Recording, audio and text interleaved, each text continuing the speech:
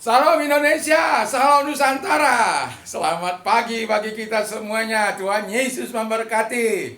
Dan saya ucapkan juga selamat pagi bagi salam bagi kita orang-orang percaya kepada Kristus Yesus. Tuhan Yesus memberkati engkau. Dan kiranya Tuhan Bapa di surga itu senantiasa menyatakan kekuatan bagi kita. Mulai dari pagi hingga nanti tengah malam kita bertemu kembali dengan Tuhan dalam ucapan syukur kita.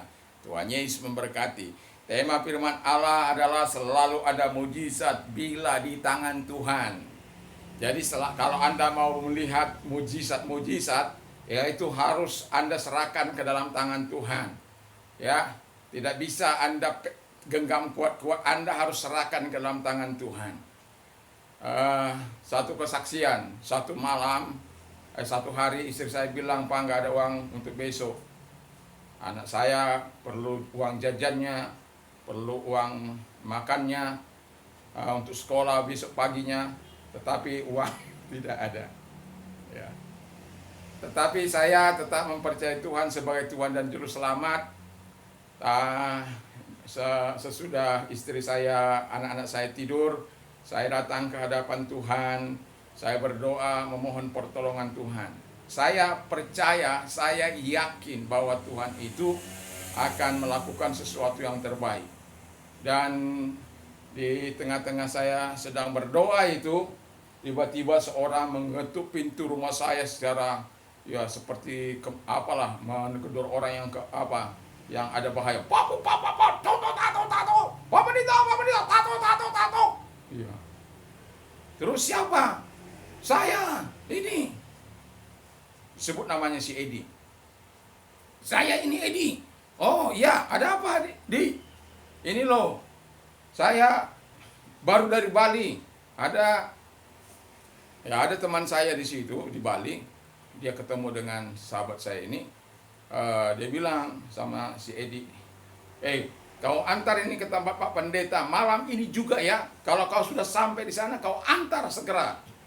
Nah, jadi setelah itu dia bilang, ya saya harus antar. Saya tidak pulang ke rumah karena pesannya adalah mengantar uang ini sampai pada malam ini juga.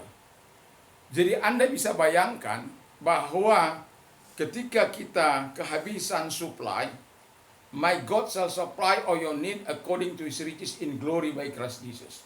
Allahku akan mencukupi segala kebutuhanmu menurut kekayaan dan kemuliaan dalam Kristus. Asal semua persoalan kita serahkan kepada Tuhan. Selalu ada mujizat bila diserahkan ke dalam tangan Tuhan. Bila ada di dalam tangan Tuhan. Bila ada dalam genggaman Tuhan. Nah, sebelumnya mari kita baca dulu Alkitab kita. Lalu kita akan lihat apa yang terjadi. Dari 1 Raja-Raja 17 ayat yang ke-7 sampai dengan ayat yang ke-10 ya. Ke-16 lah ya. Sebenarnya pembacaan sampai 24 tapi terlalu panjang, nanti bisa kita baca di mana kita ada.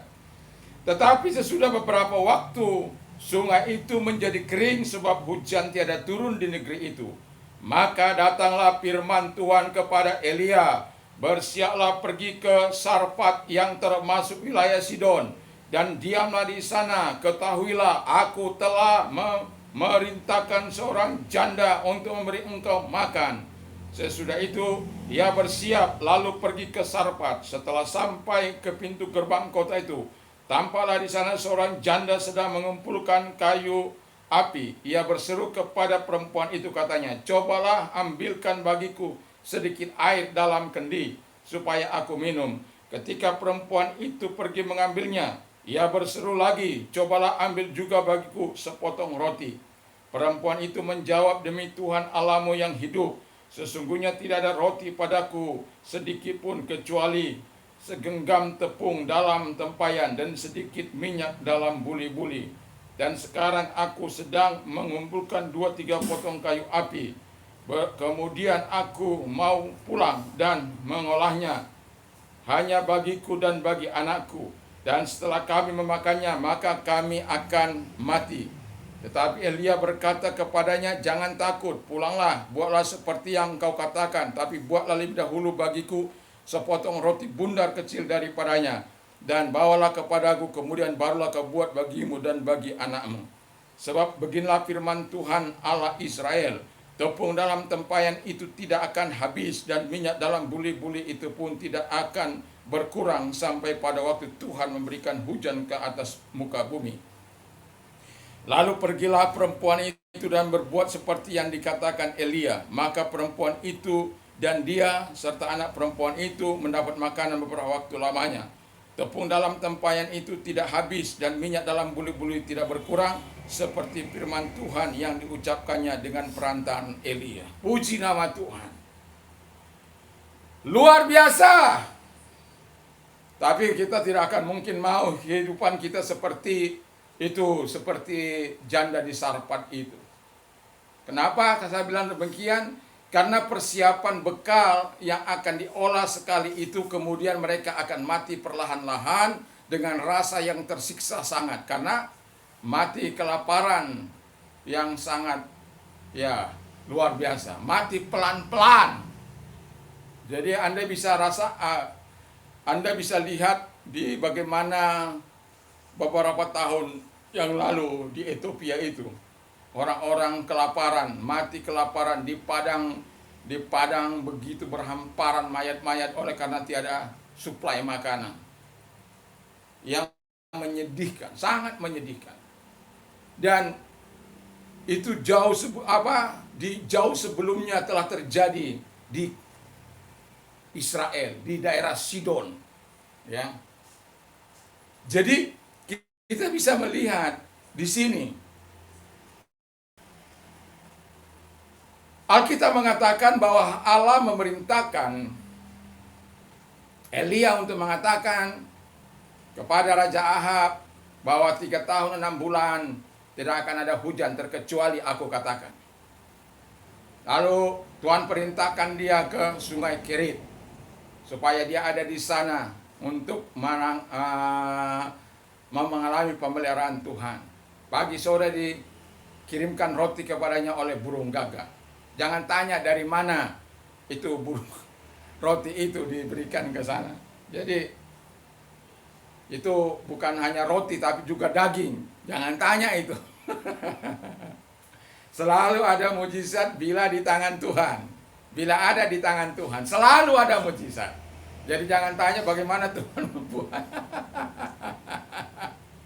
Kalau Anda tanya bagaimana itu bisa terjadi, ya nanti setelah kita sampai di sorga ya kita tanya bagaimana itu bisa terjadi. Tapi sebelumnya mari kita lihat sikap wanita ini. Sekalipun kalau bagi saya si Nabi Eli ini nggak sopan. Kenapa saya katakan nggak sopan? Baru datang, dia sampai di pintu gerbang kota Sidon. Lalu dia melihat wanita ini, lalu dia perintahkan wanita ini, ambilkanlah bagiku. Bukan ada kata tolong di situ, nggak ada kata tolong. Ambilkanlah bagiku air untuk kuminum. Wanita itu pergi, diambilnya, dikasih. Lalu kemudian disuruh lagi, buat juga roti bagiku. Loh, memangnya kau siapa? Kalau wanita itu wanita yang ketus, memangnya kau ini siapa?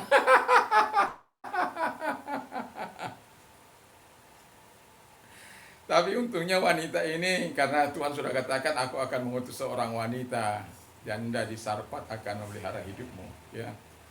Ini istimewa. Jadi yang dipakai untuk memelihara ini hamba Tuhan ini, Nabi Elia ini bukan orang yang kaya raya, bukan. Tapi orang-orang yang betul-betul ya mau mendengarkan suara Tuhan, mau mendengarkan apa yang dikatakan oleh Tuhan yang Maha Kuasa. Itu sebabnya ketika dia disuruh oleh Nabi Elia, dia tidak memberontak. Tapi ketika dia bilang, sediakan roti bagiku, dia ngomong, demi Tuhan Allahmu yang hidup. Ya, jadi karena sudah ada pemberitahuan Tuhan kepadanya untuk memelihara orang, ya saya yakin itu gitu. Karena dia langsung, demi Allah yang hidup, demi Tuhan, demi Tuhan Allahmu yang hidup, nggak ada lagi roti di hadapan di rumahku, tapi ada segenggam tepung dalam tempayan dan sedikit minyak dalam buli-buli. Aku ini sedang mengumpulkan 2-3 kayu bakar, lalu kemudian aku akan olah. Lalu kemudian setelah aku selesai aku makan dengan anakku, ya kami akan mati. Mati secara perlahan-lahan, mati kelaparan. Tentu kita tidak ingin seperti itu. Kita pernah melihat beberapa tahun yang lalu bagaimana seseorang di Ethiopia itu orang-orang mati kelaparan oleh karena tidak ada suplai makanan di padang-padang gurun yang begitu luas itu. Tapi begitulah ya. Jadi udah pernah juga itu terjadi di masanya zaman Elia. Karena terjadinya bencana ini karena the most king of evil, the most king of evil. Jadi raja yang paling jahat, dia raja ketujuh ya. Istrinya juga wanita ratu paling jahat sejagat raya. Bayangkan wanita ini suka sewenang-wenang melakukan kehendaknya sendiri. Wah, ini raja yang brutal ini, raja yang sadis, yang kalau dia inginkan sesuatu dia harus ada. Itu si Isabel ratunya udah sama, setali tiga uang mereka. Mereka punya membantai dengan demikian rupa. Si Isabel suka-sukanya mendirikan tempat penyembahan berhala, membuat pelacuran bakti. Wah, memang jahat itu. Tapi itulah yang mengakibatkan bencana itu datang. Kelaparan yang sangat panjang itu datang. Nah, tetapi saya suka dengan respon dari wanita ini. Respon yang pertama yang dia miliki adalah sama. Sama itu sama dengan taat, atau juga sama itu listen, mendengarkan, obey, ya, to hear, to hearken. Hearken itu mendengarkan. Jadi dia ini betul-betul sama, taat. Bayangkan dia belum kenalan, lalu dia bilang begini, buat itu, ambilkan air. Dia ambil. Buatkan kue. Walaupun dia dengan jujur bahwa kue nggak ada di apanya, hanya tinggal itu. Tetapi apa yang dikatakan oleh Nabi? Iya, buat saja, tapi buat dulu terlebih dahulu bagiku, baru bagimu. Dia taat.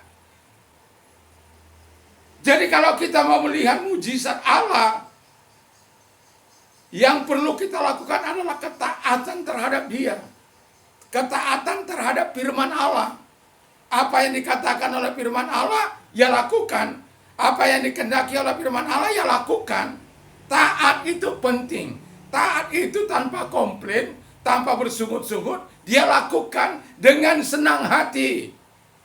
Dia lakukan dari relung hatinya yang paling dalam. Dengan rasa senang. Bukan karena terpaksa atau dipaksa. Tapi karena sungguh-sungguh dia melakukannya dengan ketaatan penuh. Apa yang dikatakan Elia kepadanya, dia lakukan dengan penuh ketaatan. Dan ketika dia taat, ketika dia olah roti itu untuk Nabi terlebih dahulu, dia ambil roti. Udah saya ambil segenggam, masih ada segenggam. Masih ada, kan sudah dibilang oleh Nabi. Sampai musim kering itu habis. Saya yakin bahwa ketika musim kering kan orang perlu mengkelola. Sampai dia bisa kembali berkarya. Sampai dia bisa kembali mendapatkan yang seharusnya apa yang dia dapatkan. Baru mujizat itu hilang. Tapi dia tetap taat melakukannya. Dia taat, dia olah kepada Nabi dulu. Nabi Elia baru dia olah kepada dia. Minyak juga demikian, dituang nggak habis-habis, dituang nggak habis-habis. Wah, luar biasa. Selalu ada mujizat bila di tangan Tuhan. Nabi Elia, dia adalah orang yang taat kepada Tuhan. Dan wanita janda di Sarfat itu taat kepada Elia, taat terhadap apa yang dikatakan oleh Elia. Saya kadang-kala bertanya, dan Yesus pernah berkata, kenapa sih itu Nabi Elia tidak pergi ke nggak disuruh Tuhan kepada salah seorang janda-janda di Israel, karena pada waktu itu juga banyak janda-janda di Israel. Kenapa harus ke daerah Sidon? Nanti kalau kita di surga, kita tanya dia ya, kita tanya Bapak di surga itu, kenapa? Nah, kita akan lihat bahwa Elia berada di rumah janda di Sarfat tersebut. Selama Tuhan belum memerintahkan dia pergi dari rumah itu, Tuhan terus memelihara. Jadi dia juga tidak pernah berkata, kenapa hanya begini aja makanan ini. Dia nggak pernah itu. Wanita ini sudah dengan ikhlas melakukan apa, dengan ketaatan yang penuh dia lakukan. Dia olah terlebih dahulu kepada Nabi, baru kepada dia dan anaknya. Kalau Anda mau melihat mujizat Allah, lakukanlah ketaatan. Musa ketika diutus oleh Tuhan untuk membebaskan bangsa Israel, dia nggak mau. Dia bilang begini, aku nggak bisa, nggak pasti lidah, nggak bisa pintar ngomong. Udah dibilang ada saudaramu, tidak. Lalu di pasal 4 ayat 4 dari Keluaran dikatakan, Tuhan katakan, apa yang ada di tanganmu? Tongkat. Udah, lemparkan aja tongkat itu. Musa lemparkan tadi itu. Jadi ular. Lalu pegang ekornya. Jadi tongkat lagi. Tapi apakah dia sesuatu? Enggak. Lalu suruh masukkan tangannya. Dilepas. Kusta. Masukkan lagi. Sembuh. Mau? Enggak. Tapi pada akhirnya kita melihat. Pada akhirnya dia setelah melalui pergumulan yang sangat panjang, ya akhirnya Musa taat kepada Tuhan. Jadi kita bisa melihat, kalau kita mau melihat mujizat Allah, harus ada ketaatan.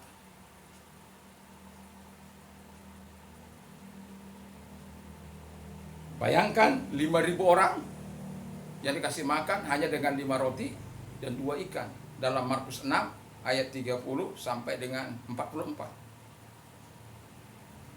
Pendek cerita saja mau saya katakan. Yesus katakan, apa yang ada di tanganmu? Apa yang kalian punya? Periksa dulu, periksa. Lihat. Lalu ada yang menjawab, cuma 5 roti dan 2 ikan. Sementara murid-muridnya sudah suruh sebenarnya orang-orang itu untuk pergi disuruh pulang. Mereka minta Yesus supaya mereka suruh pulang, supaya mereka bisa membeli makanan di kampung-kampung. Tapi Yesus orang yang tergerak belas kasihannya, yang mengasihani mereka, tidak, kamu harus beri mereka makan. Mereka berargumentasi, nggak mungkin mereka bisa kasih makan sebegitu banyak orang. Nah, setelah dia temukan bahwa ada, diserahkan ke dalam tangan Tuhan, terjadi mujizat. Suruh berkelompok 150 dan lain sebagainya, lalu mereka dikasih makan. Dan apa dikatakan firman Allah? Sisanya 12 keranjang. Yang ada itu cuma 5 roti dan 2 ikan. Tapi bisa terjadi mujizat ketika ada di tangan Tuhan. Jadi kalau kita mengalami masalah kesulitan, mari serahkan kepada Tuhan. Mari berikan kepada Tuhan. Mari nyatakan kepada Tuhan. Serahkan apa yang kau miliki kepada Tuhan. Pengharapanmu, imanmu, kasihmu, doamu. Yang kedua, saya mau saksi satu lagi. Waktu saya pelayanan masih di pulau ini, itu ya namanya baru di pulau ini, pada waktu itu. Jadi saya kehabisan juga, tak ada uang, nggak ada apa, nggak ada makanan untuk dimakan. Jadi saya ada berada dalam doa, di kamar, ya. Tiba-tiba tidak ada angin, tidak ada apa. Setelah saya selesai berdoa, saya keluar, buka pintu. Ternyata di depan pintu itu ada seplastik atau ya plastik 10 kilo beras, 10-an kilo itu, ada berasnya, ada gulanya, ada minyaknya, ada indominya, macam-macam lah di situ, ya, macam-macam. Ada ikannya, ada apanya, full. Ada sabunnya, ada odolnya, macam-macam ada di apa itu. Artinya yang bisa mencukupi hidup saya. Mujizat itu akan selalu ada bila kita mau menyatakannya kepada Tuhan. Nah, yang kedua dimiliki wanita ini adalah percaya. Di mana percayanya kita lihat ayat yang ke-14, sebab beginilah firman Tuhan Allah Israel, tepung dalam tempayan itu tidak akan habis, dan minyak dalam buli-buli itu pun tidak akan berkurang, sampai pada waktu Tuhan memberi hujan ke atas muka bumi. Bayangkan, kalau orang yang skeptis, dia bilang, bagaimana bisa mungkin orang tepung dalam tempayan tinggal segenggam, minyak tinggal sedikit. Kalau logikanya bekerja lebih kuat, otak kirinya bekerja lebih kuat, otak kanannya tidak berfungsi, maka goodbye sayonara bermujizat itu. Tapi karena dia percaya, ya saya percaya, itu enggak, saya percaya apa yang kau katakan, saya percaya. Percaya itu kalau dalam bahasa Ibrani-nya itu aman. Jadi aman makanan, aman. Jadi aman itu sama dengan pistos, ya. Pistos itu dua, iman dan percaya. Itu bagaikan dua sisi mata uang, tidak akan terpisahkan. Jadi aman. Dia percaya, dia beriman, ya. Lalu Anda bisa bayangkan bahwa ketika dia mempercayai, apakah tidak ada godaan ketika dia mengambil tepung itu dari tempayan itu? Pastilah ada. Tapi dia ingat, oh Tuhan sudah sediakan sampai musim hujan datang. Jadi sebelum, memang tidak disebut berapa waktu, tapi bisa kita taksasikan bahwa bencana yang diberikan itu 3 tahun 6 bulan, terkecuali dikatakan oleh ini si Nabi Elia. Dan memang berlangsung selama 3 tahun 6 bulan. Jadi Alkitab kata beberapa waktu dalam pemeliharaan Tuhan. Jadi tepung dalam tempayan itu tidak habis-habis. Diolah setiap hari, setiap hari, nggak habis-habis. Karena dia percaya pada Tuhan, pada Nabi ini. Apa yang dikatakan Nabi ini pasti terjadi. Tentu dia sebagai orang daerah Sidon, dia pasti sudah mengenal bagaimana nabi-nabi di Israel, terkecuali nabi-nabi palsu. Kalau nabi-nabi palsu itu ngomong tapi nggak pernah tepat. Tapi kalau nabi yang aslinya dari Tuhan ngomong, dia akan terjadi. Kalau dibilang nggak terjadi hujan, maka nggak terjadi hujan. Akan terjadi hujan bila aku katakan, itu pasti terjadi. Lain dengan nabi palsu, hanya mengaku-ngaku nabi palsu, tapi soknya hebat. Nabi palsu itu ngomongnya bernafsu, tapi nggak ada kenyataan, nggak ada mujizat yang terjadi.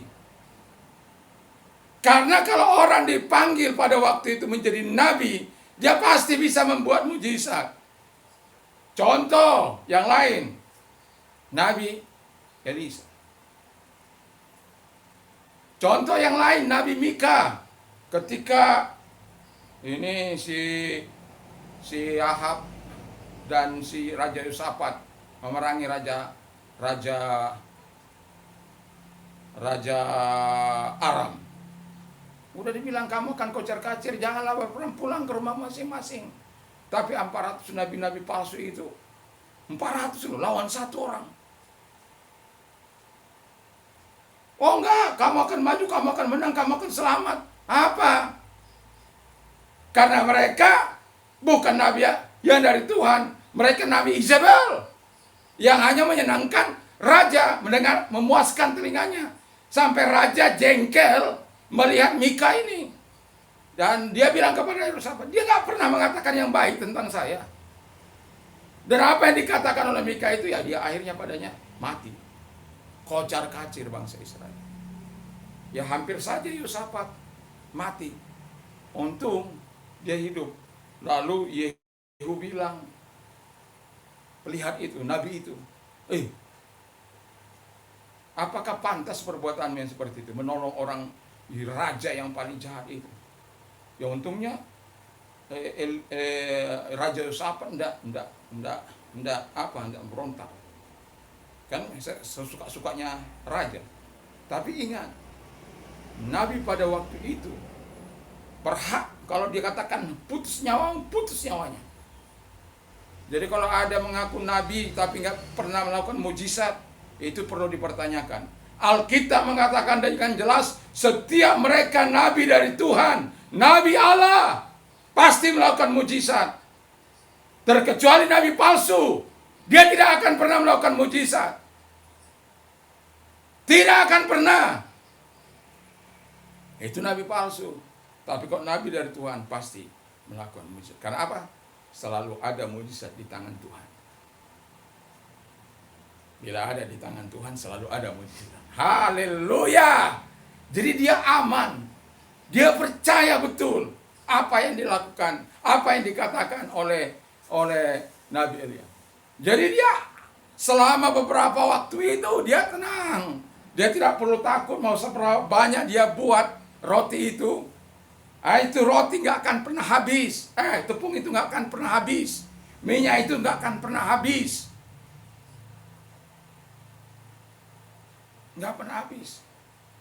Ini tapi nanti terlalu panjang. Tentang apa janda hamba Nabi itu yang meminta pertolongan kepada Elia. Dia katakan, apa yang ada padamu? Hanya minyak. Udah pinjam botol-botol ke seluruh tetanggamu, tuangkan di kamarmu. Ya, kemudian wanita itu datang, apa yang kalau kadang jual, bayar utangmu, dan hiduplah dari sisanya. Itu Nabi itu hebat, luar biasa.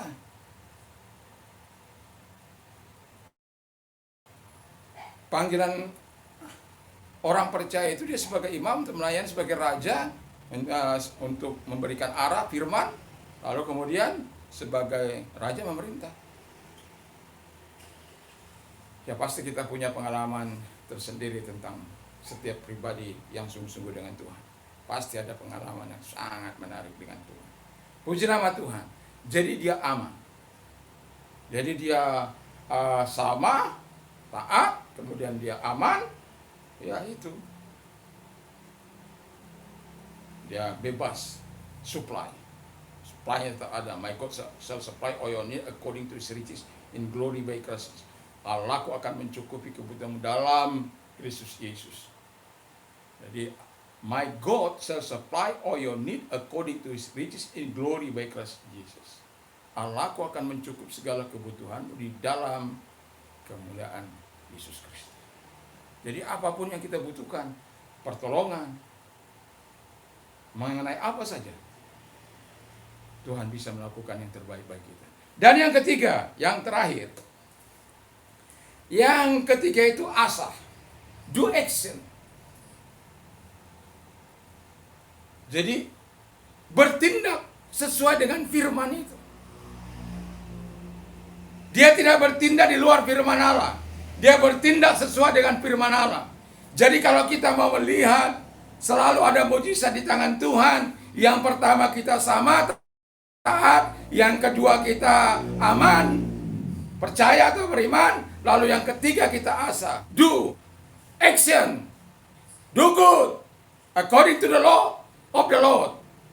Jadi lakukan sesuai dengan firman Allah itu. maka kita akan bisa melihat mujizat Allah. Dan bayangkan, andai kata wanita ini tidak mau mendengarkan, bayangkan kalau dia tidak mau percaya, bayangkan kalau dia tidak mau bertindak. Iman tanpa perbuatan adalah mati.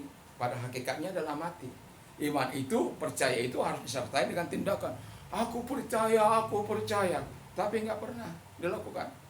Misalnya, satu contoh, kalau saya sakit apa saja, saya akan katakan begini, sesuai dengan firman-Mu, oleh beliau aku sembuh. Aku tumpangkan sendiri kepada bagaimanapun situasi sakit saya. Karena waktu 1 Maret 1947 itu, orang yang berkhotbah itu berkata begini, ada kewarganegaraanmu dua, di bumi dan di sorga. Kalau kau di warga negara Indonesia, kau punya tempat tinggal dari Sabang sampai Merauke, kau bisa tinggal di mana saja, bisa mencari nafkah di mana saja. Nah, kalau kau nggak mau menjadi warga negara Allah, maka kau punya apa saja yang kau minta kepada Bapa, kepada Allah itu Dia akan berikan. Kau minta sehat, kau minta kekuatan, kau minta apa? Ya saking bodohnya saya ikuti saja. Sampai saat ini saya bersyukur bahwa Tuhan itu tidak pernah mengecewakan. Tuhan selalu menjawab kebutuhan kami sebagai orang yang percaya Dia. Dan saya yakin juga Tuhan akan melakukan yang sama bagi itu. Kalau Dia telah menunjukkan firman Allah ini bagi kita, dengan contoh dari seorang janda di Sarfat itu. Mari kita sebagai orang yang percaya, taatlah, percayalah kepada Tuhan. Lakukanlah sesuai dengan apa yang diperintahkan Tuhan. Jangan lakukan di luar perintah Allah. Jangan lakukan menentang firman Allah, tapi seturut dengan kehendaknya, seturut dengan firman-Nya. Itu yang kita lakukan. Supaya apa? Supaya kita bisa melihat kemuliaan Allah. Saya tidak akan panjang lebarkan, tetapi 3 hal ini harus kita lakukan dalam hidup kita untuk melihat selalu ada mujizat bila ada di tangan Tuhan. Saya tidak tahu apa yang sedang Anda pergumulkan pada saat ini, tapi Tuhan tahu. Tapi miliki ketiga hal ini supaya engkau bisa melihat mujizat Allah terjadi dalam rumah tanggamu, dalam hidupmu, dalam pribadimu, dalam situasi dan kondisi apapun.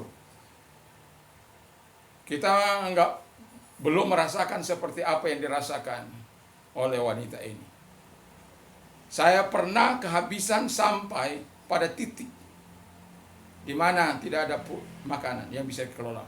Wanita ini masih ada 1 kali untuk bisa dikelola. Yang mau saya katakan adalah bahwa Tuhan tidak akan pernah mengecewakan orang-orang yang percaya Dia. Tuhan tidak akan pernah mengecewakan orang-orang yang mempercayai kuasanya, kekuatannya, mujizatnya. Tuhan tidak akan pernah mengecewakan itu. Selama engkau mau taat, selama engkau mau percaya, selama engkau mau melakukan sesuai dengan apa yang diperintahkan kepadamu. Seperti apa? Contohnya, oleh beliaunya aku sembuh, tumpahkan aja di tempat yang sakit. Apa saja itu.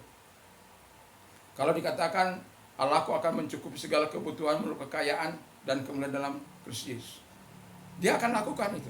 I can do all things through Him who give me strength. Segala perkara dapat kutanggung dalam Dia yang memberikan kekuatan kepadaku. Memang ada proses-proses, tapi semua Tuhan sediakan. Firman-Nya sudah Tuhan sediakan untuk kita bisa menikmati mujizat itu, untuk kita bisa menikmati kuasa Allah itu, kuasa mujizat Allah itu. Jadi jangan pernah meragukan kehebatannya, jangan pernah meragukan kuasanya. Jangan pernah.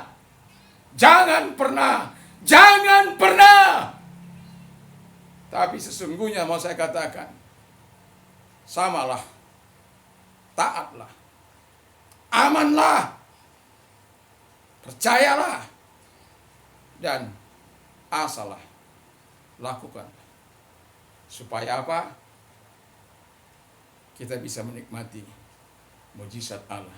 Ingat, saya mau katakan, selalu ada mujizat di tangan bila ada di tangan Tuhan. Tidak peduli apapun persoalan, bila engkau serahkan ke tangan Allah, maka semuanya akan diperbaikinya. Tuhan Yesus memberkati. Mari kita tunduk kepala dan kita berdoa. Kami bersyukur, berterima kasih kepadamu Bapa, bahwa Engkau adalah Allah yang mampu melakukan mujizat dalam situasi dan kondisi apapun ketika kami mendengarkan Engkau, mentaati Engkau, ketika kami aman, ketika kami percaya, dan ketika kami asa, ketika kami melakukan sesuai dengan apa yang Engkau kehendaki. Terima kasih Bapa di surga, kami percaya bahwa Tuhan mau melakukan bagi sahabat-sahabat kami yang mungkin akibat dari pandemi yang berkepanjangan ini, kami juga mengalami hal yang sama, hal kesulitan, mungkin tidak parah separah wanita ini, atau mungkin jauh lebih parah lagi. Kami menyerahkan mereka ke dalam tangan Tuhan. Biarkanlah Tuhan menolong mereka, dan biarkan mereka belajar untuk melakukan seperti wanita di Sidon ini, Bapa di surga, janda di Sarefat ini. Terima kasih Bapa di surga, terima kasih yang sakit dalam nama Yesus, dengarkan firman Allah, Engkau sembuh oleh bilur-bilurnya. Mati bangkit, mati rohani bangkit dalam nama Yesus. Dan juga yang lemah dikuatkan, yang buta melihat, yang tuli mendengar, bisu berkata-kata, lumpuh berjalan, lepra, tahir, segala sakit, penyakit, dan kelemahanmu telah ditanggung oleh Yesus. Imani dan percaya kepada Dia, maka lihat mujizat Allah. Bagi mereka-mereka yang sedang terpuruk ekonomi mereka mengalami kesulitan, masalah, Tuhan Yesus, Tuhan tolong mereka, kasihani mereka. Bangsa kami diberkati oleh Tuhan, pemimpin kami, presiden dan wakil presiden, dan juga para menteri, gubernur, wali kota, bupati, camat, lurah, RT, RW, semuanya adalah orang-orang yang kami harapkan mereka takut akan Tuhan, sehingga mereka memberikan pembangunan, mengisi kemerdekaan ini dengan hal yang positif, lalukan daripada hidup mereka dengan korupsi dan melakukan hal-hal yang tidak berkenan, intoleransi. Terima kasih Bapa di surga, terima kasih. Kami juga berdoa Bapa di surga bagi gereja Tuhan Aras Nasional, juga Tuhan pimpinan-pimpinan juga Tuhan tolong, dan kami juga gereja organisasi kami GB, Tuhan memberkatinya. Dan kami bersyukur bahwa Tuhan senantiasa mau menyatakan kebaikan dan kemurahan bagi kami. Terima kasih Bapa, kota kami diberkati, seluruh Indonesia diberkati dari Sabang sampai Merauke, dari Myanmar sampai Pulau Rote. Orang-orang percaya di mana saja berada, Tuhan memberkati. Seluruh sidang jemaatmu Tuhan memberkati. Terima kasih Bapa, di dalam nama Yesus kami bersyukur dan berdoa. Haleluya. Amin. Shalom. Berbahagialah orang yang mendengar serta melakukan firman-Nya. Firman timbul dari pendengaran firman Kristus. Jadi apa saja yang ingin orang lain lakukan kepadamu, lakukan jugalah demikian. Dan damai sejahtera Allah yang melampaui segala akal akan memelihara hati dan pikiran kita mulai saat ini sampai nanti. Salam, Tuhan Yesus memberkati. Amin.